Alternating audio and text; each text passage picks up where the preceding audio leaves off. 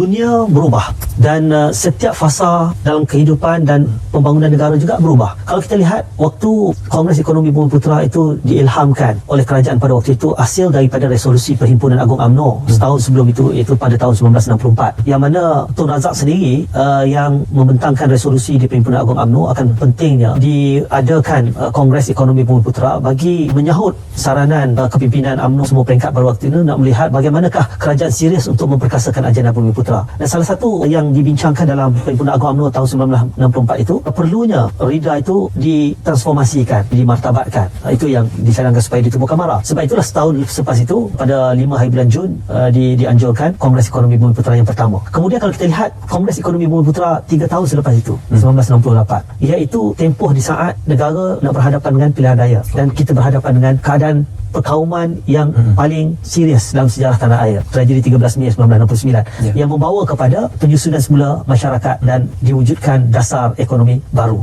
DEB yang mempunyai serampang dua mata, menyusun semula masyarakat dan membasmi kemiskinan tanpa mengira kaum. Dan dalam konteks itulah entiti seperti MARA yang lahir daripada Kongres Ekonomi Bumiputera itu diberikan satu bentuk pemerkasaan daripada hanya melihat soal bagaimana nak mengupayakan ekonomi orang Melayu dengan melatih mereka untuk menjadi usahawan, kepada satu agenda pendidikan yang lebih bersifat jangka panjang. Kerana antara kata-kata Tun Razak yang penting disebut tidak ada jalan pintas untuk orang Melayu ini berjaya melainkan dengan ilmu pengetahuan. Itu sebab dia seiring dengan fasa 1969 krisis berlakunya perkauman itu, maka diperkasakan agenda afirmatif yang melaksanakan dasar ekonomi baru melalui MARA, dihantar ramai anak-anak Melayu untuk keluar negara untuk memperolehi pendidikan yang lebih tinggi lagi.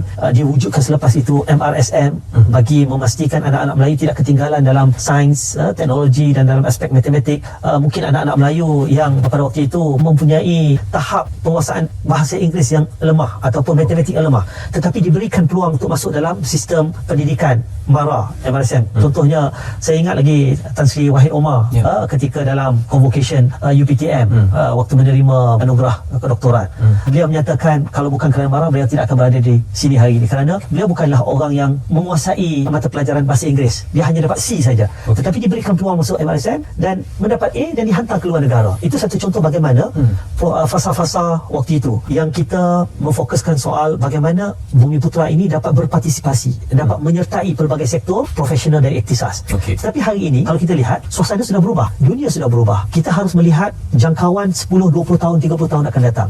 Apakah lanskap dan struktur ekonomi baru dengan teknologi baru. Hari ini orang sudah tidak bercakap soal teknologi yang tradisi. Kita bercakap soal AI, Artificial Intelligence. Kita bercakap soal IoT.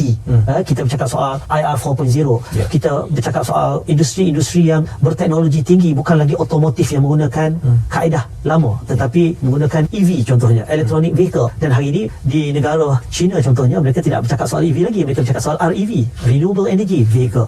So ini contoh-contoh yang bagaimana agenda Bumiputera ini dilihat dalam ruang lingkup 20-30 tahun akan datang. Kita akan menjadi tidak relevan. Sebab itulah melihat kongres ini dalam erti kata memperkasakan kembali dan mengukuhkan kembali agenda Bumiputera itu dengan satu pandangan yang lebih bersifat holistik dan masa hadapan. Itu futuristik. Yang itu yang saya rasa antara perkara yang perlu diberikan perhatian, dan kenapa ia penting untuk Kongres Ekonomi Bumiputera ini hari ini dianjurkan oleh kerajaan.